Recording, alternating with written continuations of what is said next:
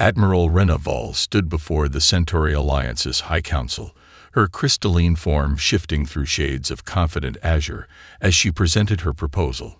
The massive chamber, with its sweeping arches of living metal and floating holographic displays, fell silent as she spoke.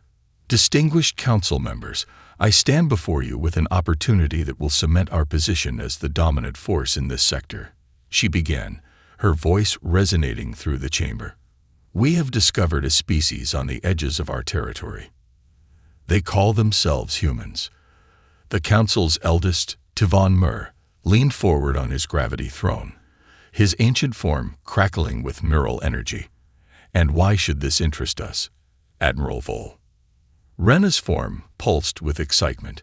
Because, eldest, they occupy a resource-rich system, possess minimal defensive capabilities, and most importantly, they've just achieved primitive faster-than-light travel. They're ripe for integration into our protection program. Murmurs rippled through the chamber.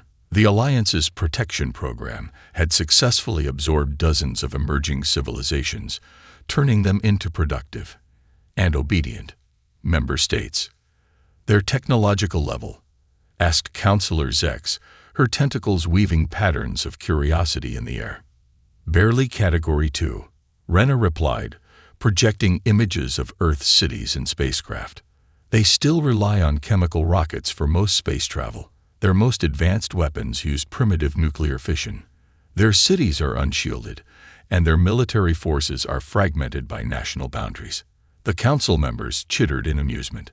Such a primitive species would have no choice but to accept their offer of protection. However, Rena continued, her color shifting to cautionary amber. Initial diplomatic contact has been problematic. They've rejected our generous offer 3 times. Tivon Mur's neural patterns flashed with surprise. Rejected? On what grounds? They claim they prefer to develop independently. Their representative, a Commander Maya Patel, suggested that our protection program resembles, in their words, a protection racket with extra steps. The chamber erupted in indignant conversations. Rena waited for the noise to settle before continuing. I propose a demonstration of force, a small fleet to show them the futility of resistance. Nothing too dramatic, perhaps the destruction of one of their smaller cities. Her form rippled with what the council recognized as a smile. They'll quickly realize the benefits of our protection. Tivon Mur's ancient form crackled as he processed the proposal. The humans' defiance was unusual, but nothing they hadn't handled before. Dozens of species had resisted initially, only to become grateful members of the Alliance after a suitable display of power. Very well, Admiral Vol. You have authorization for a Category 3 intervention. Remember, we want them intact and productive, not destroyed. Show them our power, accept their surrender, and begin the integration process. Rena's form glowed with satisfaction. Thank you, eldest. I assure you, this will be a swift and efficient operation. These humans, despite their amusing defiance, are simply too primitive to pose any real challenge. I expect their surrender within days of our first demonstration. As she left the chamber, Rena accessed the latest intelligence reports on human military capabilities. Their most advanced aircraft couldn't even achieve orbital flight without massive rocket boosters.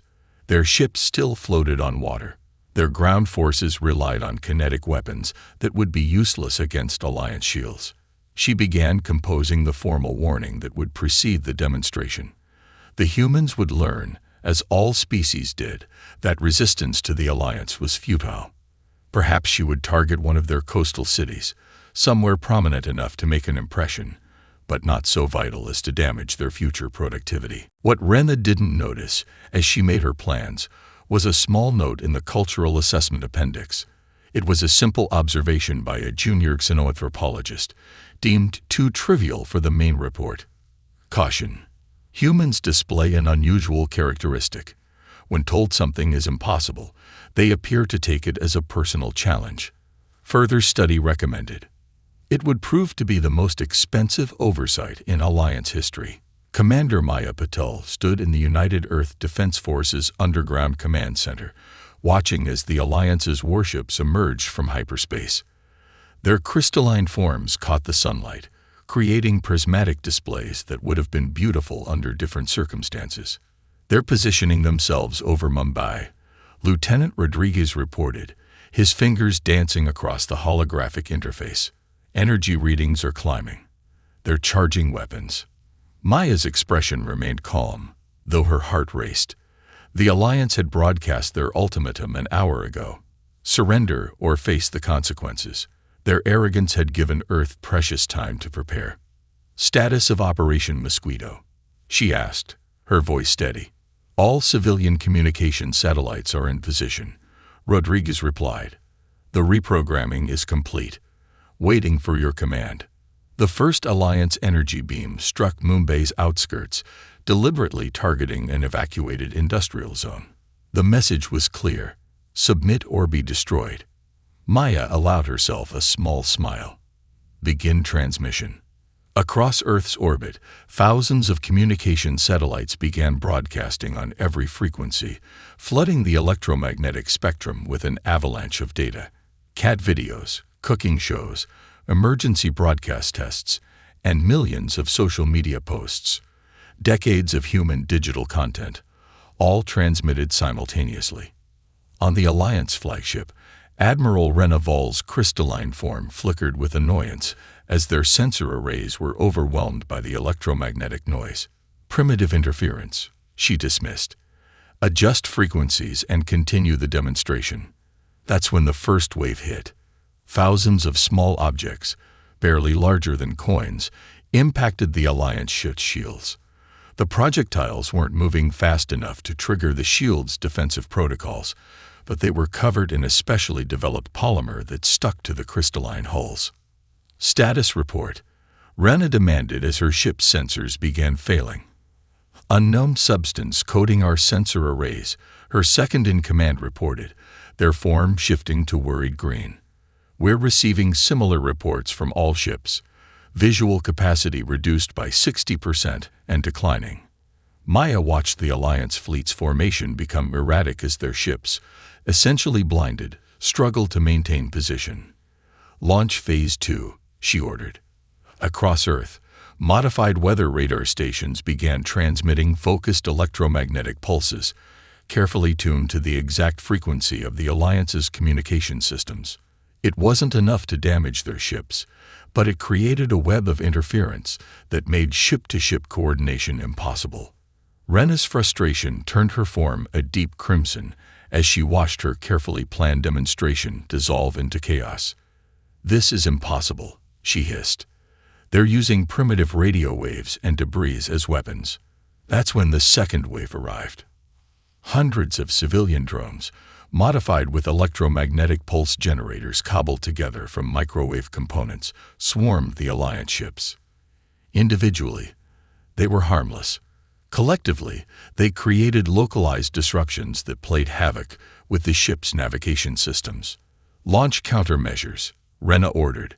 The Alliance ships released clouds of defensive nanites designed to destroy incoming weapons. Maya's smile widened. They took the bait. Launch Phase 3. The nanites, programmed to target and neutralize advanced technology, ignored the primitive drones.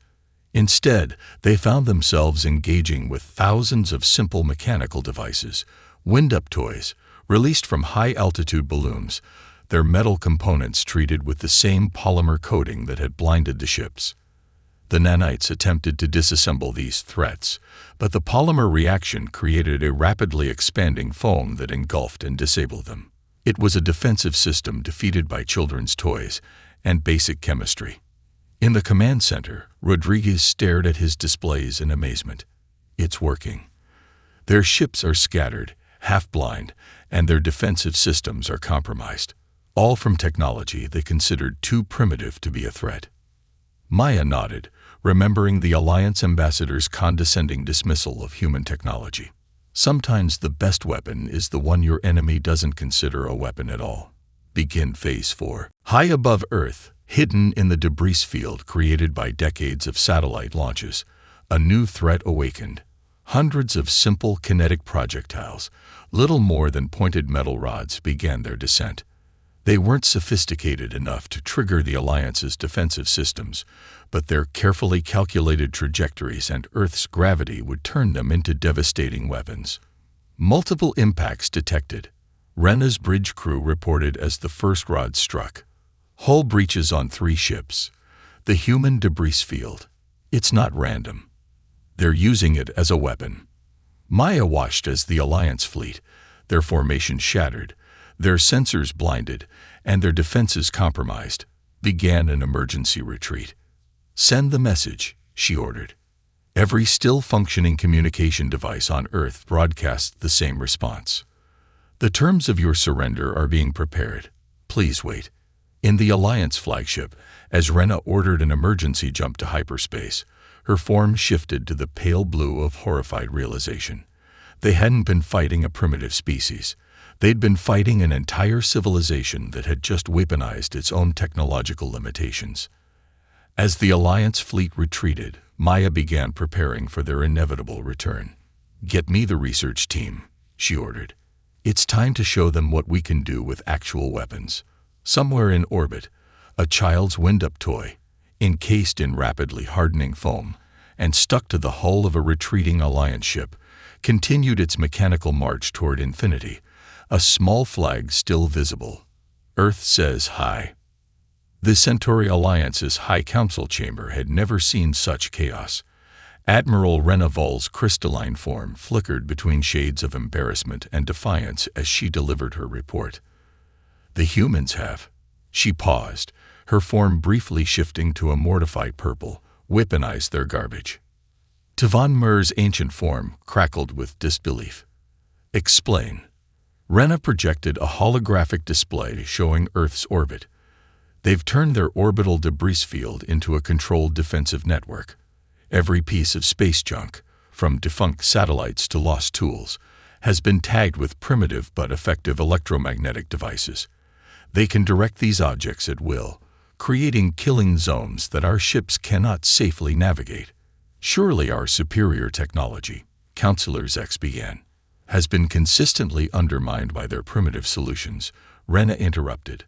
"They've developed what they call analog countermeasures, weapons and defenses that specifically exploit the advantages of primitive technology against advanced systems."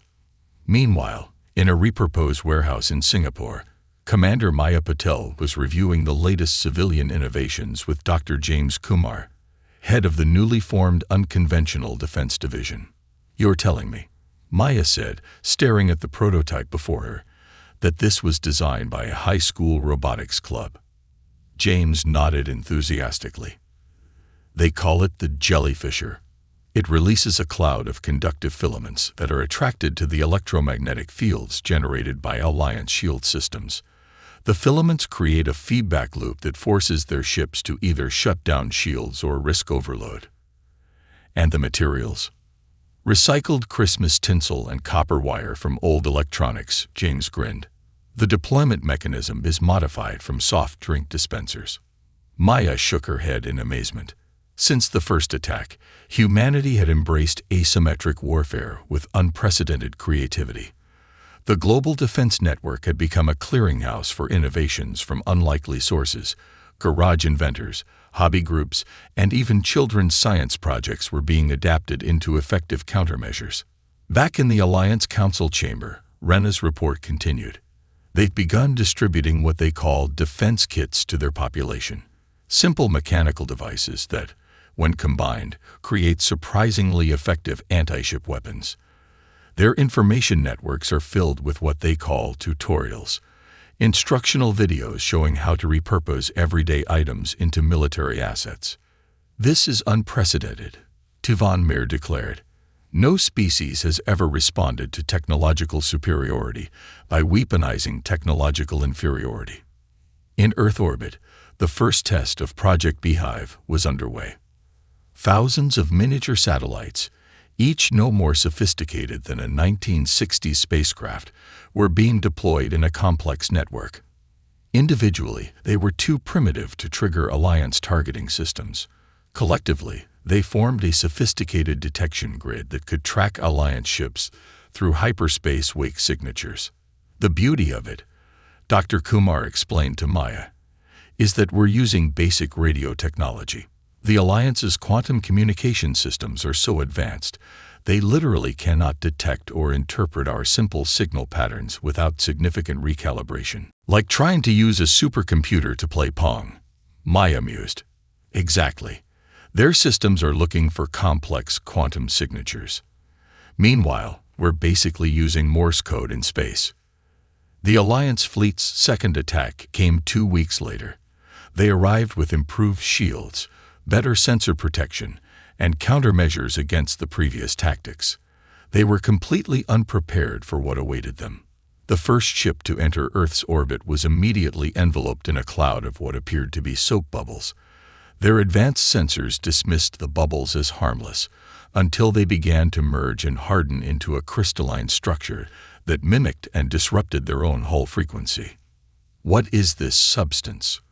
Rena demanded as her fleet's formations were disrupted by waves of the strange bubbles. The answer came in a transmission from Earth. Congratulations, you've just experienced the first deployment of our new space bubble defense system, brought to you by Ms. Johnson's 5th grade science class in cooperation with the Global Defense Network.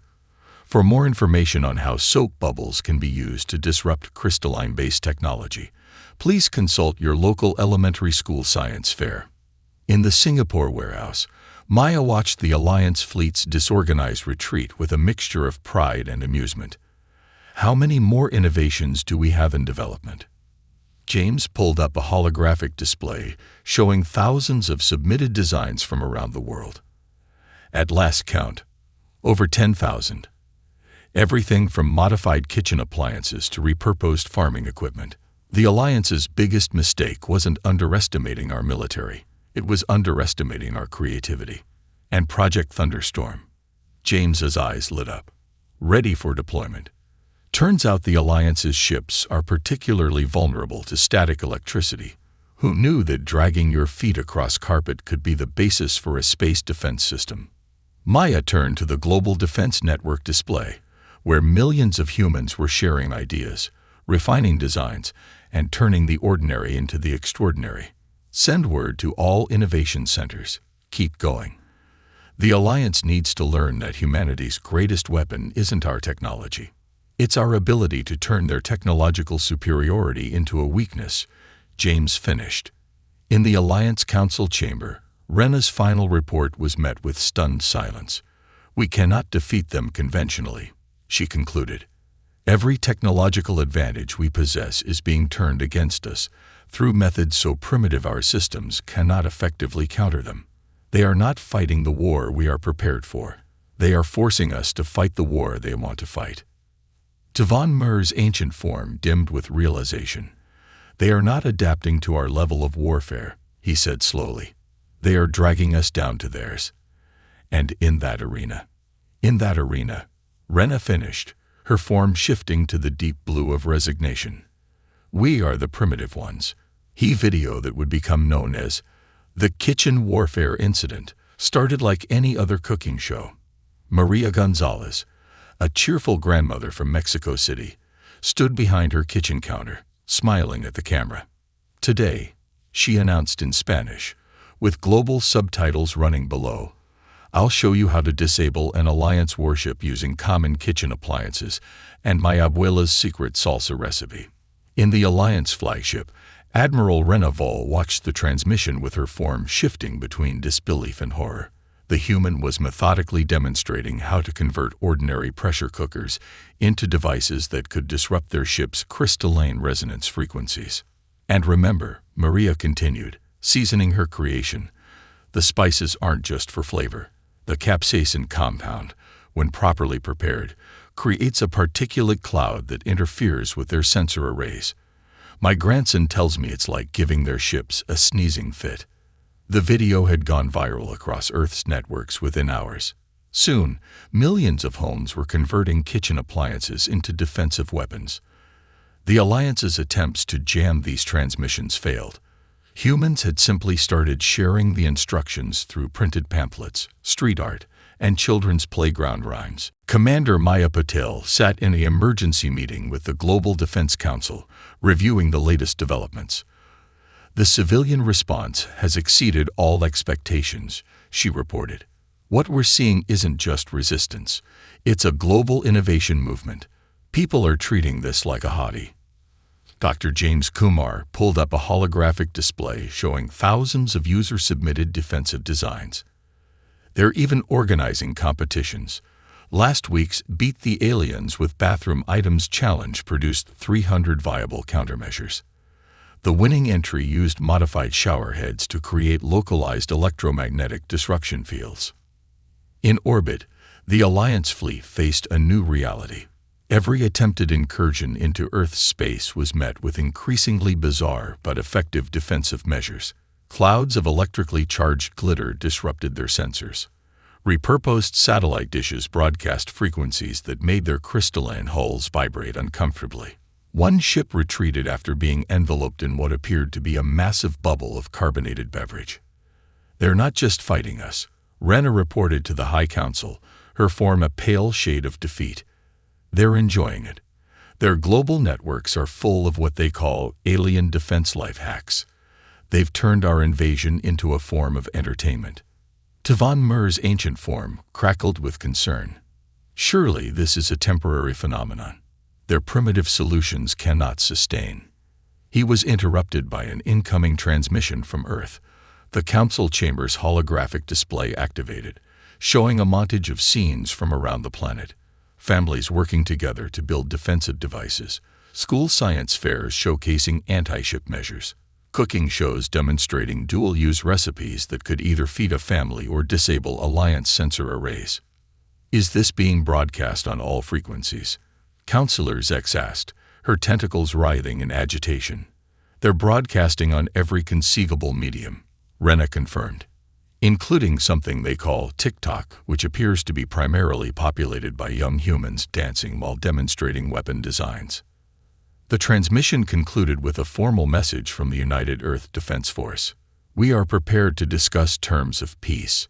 However, we should inform you that our civilian population is thoroughly enjoying this conflict and has submitted over 1 million new defensive design proposals this week alone. We're particularly excited about next month's Repurpose Your Garden Tools Challenge." In the Singapore Command Center, Maya reviewed the latest intelligence reports. The Alliance fleet had withdrawn to a safe distance, their ships covered in an embarrassing array of Earth-made substances ranging from glitter to what appeared to be hardened cake batter. "They're calling an emergency council session," James reported, trying to suppress a grin. Apparently, the footage of their flagship being temporarily disabled by a swarm of modified pool toys has caused quite a stir. Maya nodded, pulling up the latest civilian innovation submissions. "Have you seen the new trend?